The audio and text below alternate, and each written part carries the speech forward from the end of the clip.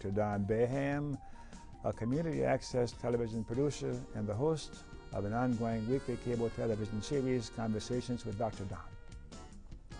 I'm also a retired clinical psychologist and a certified Creole, born and raised in New Orleans, Louisiana.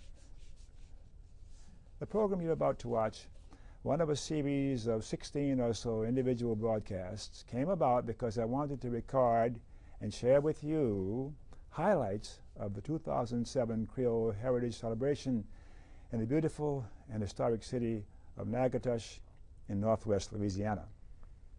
I wanted to do this because I'd heard good things about this organization of Creoles from a number of sources.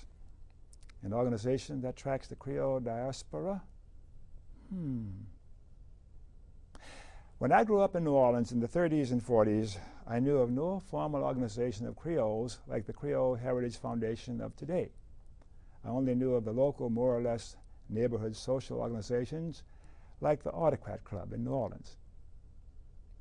Well, like so many young Creoles in the 40s, returning from military service to other parts of the country, I lost touch to a large degree with the New Orleans Creole-style community.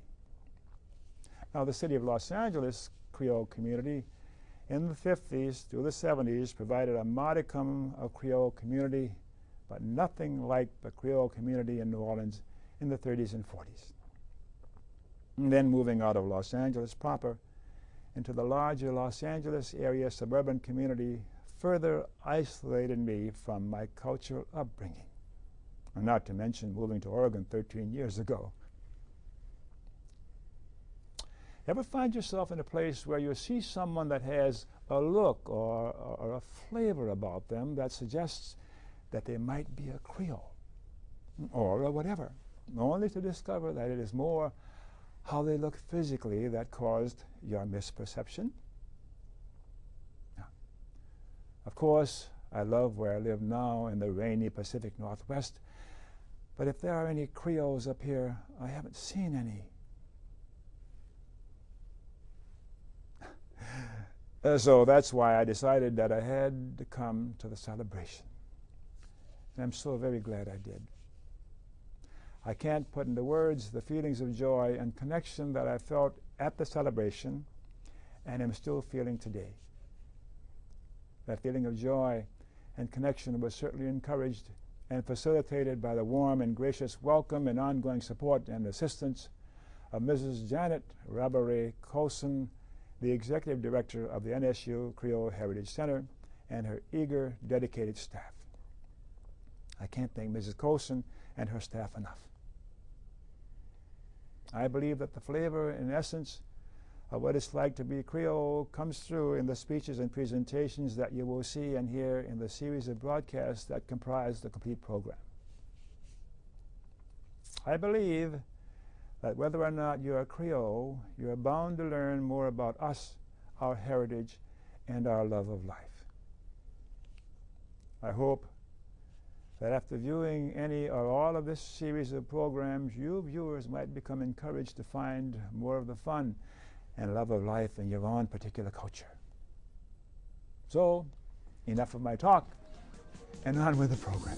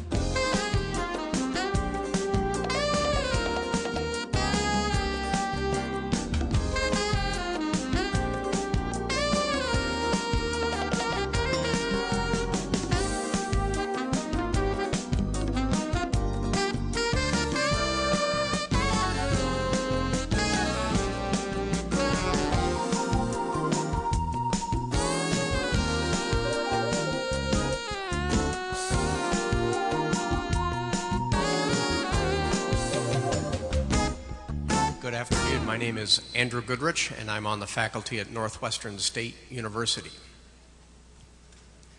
I am Willis Prudhomme. I'm a Zydeco Express, originally from Kendall, Louisiana, Creole to the bone. I'm Don Vappy. I'm from New Orleans. I started a band in 1994 called the Creole Jazz Serenaders.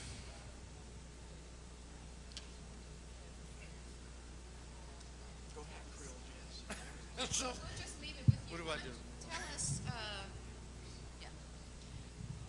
Tell us what inspired you to start your band and why you felt like that was important. Besides economics, huh? Well, first of all, money has never been the deciding factor on anything I've done in my life, which explains a lot of things. But I started the Creole Jazz Serenaders. I've been a musician in New Orleans all my life since I was a teenager. I played the music of my generation, pop music, you know, James Brown, Earth, Wind and Fire, whatever. Soul, it was back then, it was soul music. Today it's smooth jazz. But economically, I guess, for one reason, I started playing New Orleans music. Actually, try to make it as short as possible because I can really go off on tangents. When disco music came out, I was very bored because it was so repetitious and uninteresting. So I quit playing music altogether, and from that point, I got really miserable because I realized that music was a part of my life. And I started playing again, and I started playing jazz. I'd wake up in the morning and play along with a Kenny Burrell record, who was a jazz guitarist. From that point, I started working at a music store. I met some musicians. One in particular who stands out for me is Placide Adams. He's not with us anymore. In fact, only one from that family still here is Gerald Adams. He's a bass player. Placide played bass and he played drums. And they had Justin Adams, and they had another brother, I can't remember his name, but their mother, Dolly Adams, was a musician, played piano, and they had a band called the Adams Family Band way back. And Dolly would play for the silent movies way back. She played piano or organ, whatever it was, for silent movies in New Orleans. Anyway, Placide convinced me that I was wasting my time in the music store, and I started playing with jazz trios around town. And I ended up playing with the Preservation Hall Band and just about every band in town. The reason I started the Creole Jazz Serenaders is because through all the programs that I had attended and been part of, there was always someone trying to condense things and put it into a box. And this is so similar to what we talked about pretty much the whole day here. You cannot put Creoles in a box, just like you can't put New Orleans jazz in a box. And one reason is because Creoles, I think, played a big part of that. There was no one instrumentation for a band. There was no one way of doing anything.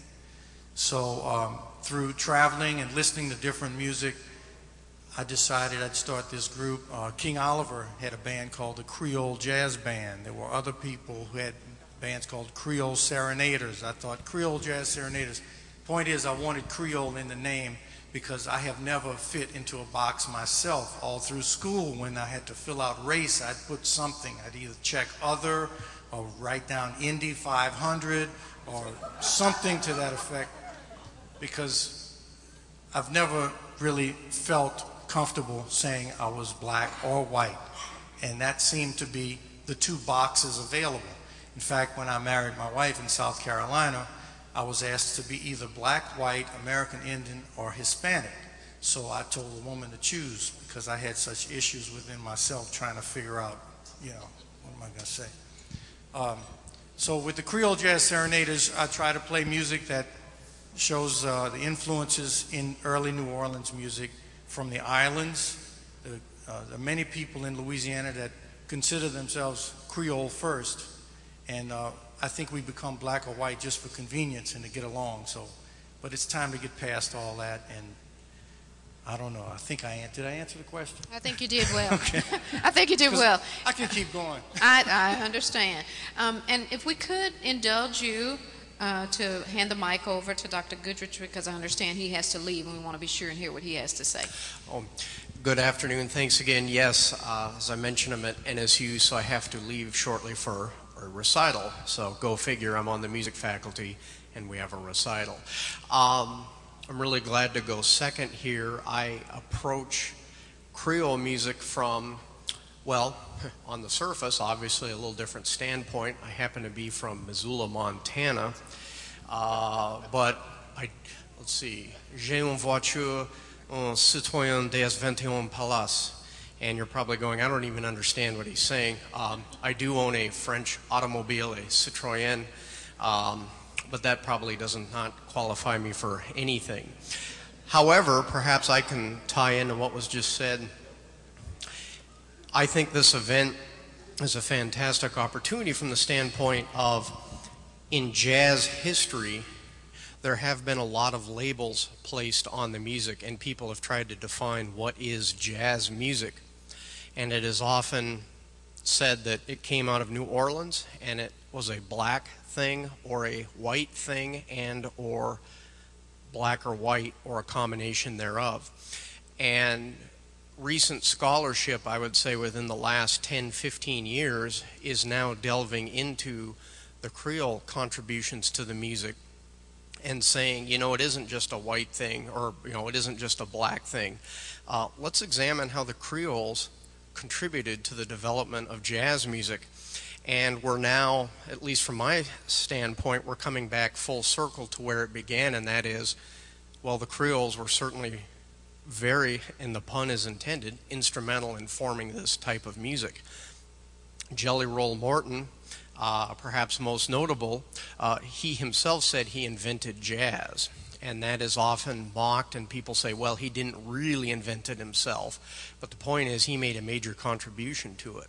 Yet even from what I understand in his upbringing, when he wanted to play that evil jazz music, as so many people viewed it in its early days, well, and in some ways perhaps that has not changed now, his family kicked him out of the house. You're not going to play that evil jazz music, you should be playing our nice French society music.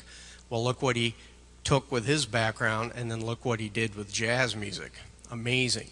Sidney Bechet, another example, family telling him, we don't want you being out making money as a musician, especially with that music that is improvised. And look what he did with the soprano saxophone. His phrasing, what he brought to the music is amazing. And then taking it over to Europe. And so we've known all along about Sidney Bechet, Jelly Roll Morton, King Oliver and his Creole jazz band, Kid Ory, Barney Capard. But it turned into a bunch of labels in the 20th century, and now we're coming back to realizing the contribution. Wait, it's not just one culture that spawned this music, but let's